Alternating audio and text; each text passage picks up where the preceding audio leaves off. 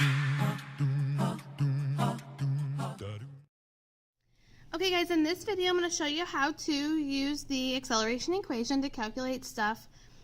So we have some examples printed here, so I'm going to do those with you in this video.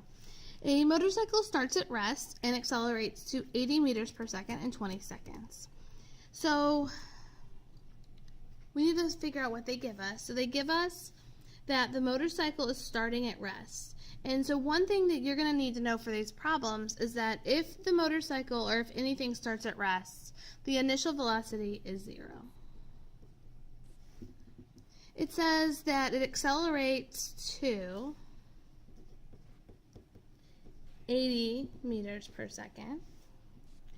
And it does that in 20 seconds. So 20 seconds is going to be time. So we're going to calculate the acceleration. Now, acceleration is VF minus VI over T. This is on your formula sheet. You do not have to memorize it.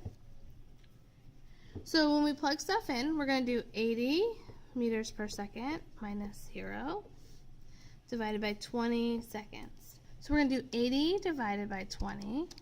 So that's 4 meters per second squared. Let's try the next one. Skateboarder moves in a straight line at 3 meters per second and comes to a stop in 2 seconds. So again, we're going to find the acceleration. So a skateboarder moves in a straight line at 3 meters per second. That is our initial velocity. He's initially going 3 meters per second. He comes to a stop, so that means the final velocity is 0 meters per second. Realize that if they only give you one speed, that means the other speed is probably 0. But you do need to be able to figure out which one's which. The time it takes him to do that is 2 seconds. That's our time.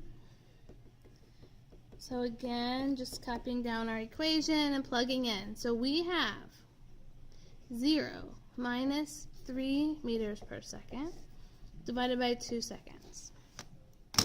So this time we're doing 0 minus 3, which is negative 3, and we're dividing by 2. So negative 1.5 meters per second squared. Notice the first one is positive, the second one's negative, and remember that positive just means it's speeding up, negative just means it's slowing down. Okay?